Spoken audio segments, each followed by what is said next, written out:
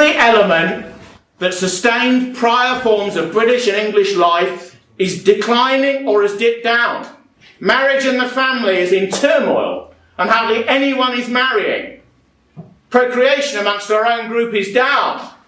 Crime and violence is up by every register. Vandalism and social misbehaviour and mild to evident chaos is semi-permanent. And people who live on the estates have to deal with it 24/7. Areas in our towns and cities are semi-segregated. And yet none of the political leaders, none of them will mention these issues. And the only way in which they ever approach these issues is the reverse way around, trying to accommodate minorities, trying to suggest that majorities should be more liberal-minded. The French president, yesterday, it was all over the news bulletins, addressed our Houses of Parliament, saying what a great tradition the British have, what a great nationality they are, and he defined the first British virtue as tolerance. Toleration, he said. And this is what Blair used to say when he was in power. But the truth is, when we fought in wars in the past, when we conquered large stretches of the earth in the past, we didn't have tolerance in our hearts. We had glory and strength and heroic courage and racial feeling. That's what we had.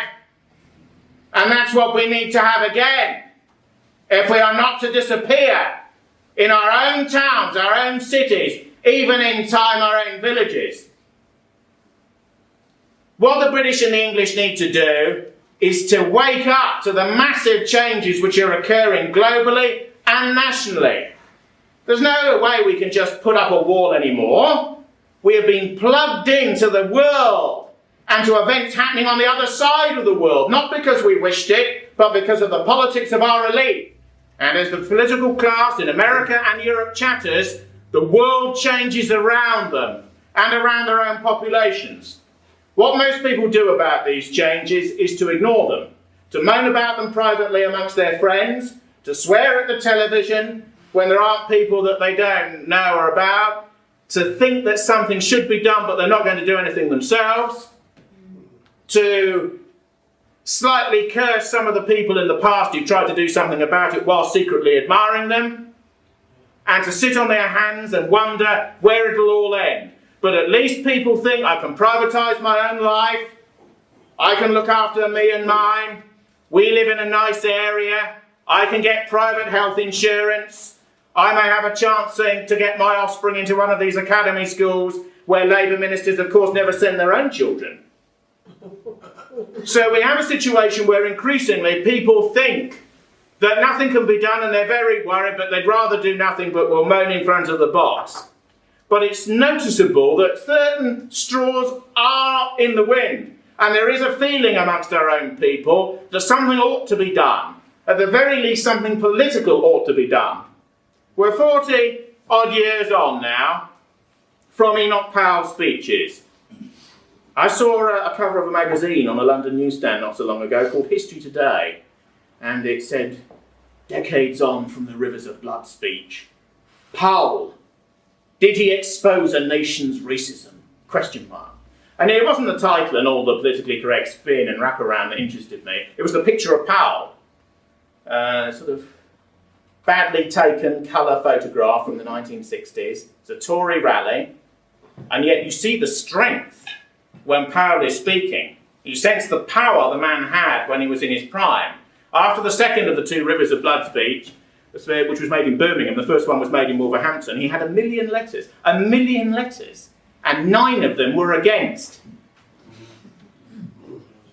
People wanted him to become the leader of the Conservative Party at that time, which there was absolutely no chance of, and he was institutionally blocked off. But the interesting thing is he's the only Tory politician, probably in the last 50 years, that has had any support or credibility amongst white working class people.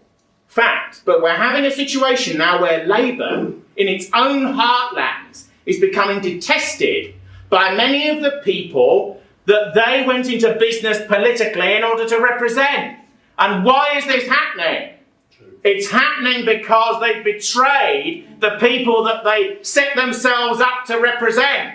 The Tories never said they would do anything. for white British people in cities who did manual and other jobs. But Labour said, we're your party, trust us, and we'll care for you and we'll look after you. And after 100 years of the existence of the Labour Party, and 50 odd years since they formed a mass government in 45, 70 years since they first formed a government in 1924, what have they done? What have they done to areas that our people have had to leave and feel have been decimated in their wake? What have they done?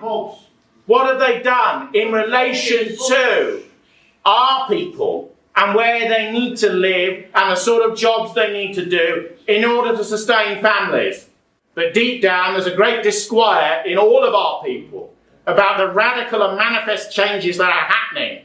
They look around them and they think, what's it going to be like in 50 years? In 100 years? In 150 years? Are we to be reduced to a third of the population? To 20%? In 180 years' time? What will happen to our culture then?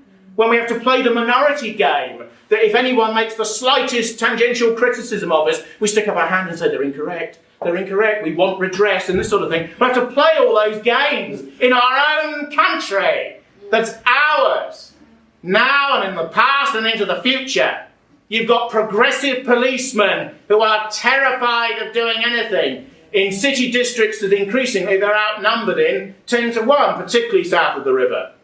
This is what has happened to our capital city under the watch of these sorts of people. Amongst Brummagem people in the middle of our country, in the middle of England, they talk about some of these districts in the centre of Birmingham, the centre of Wolverhampton, as the occupied territories.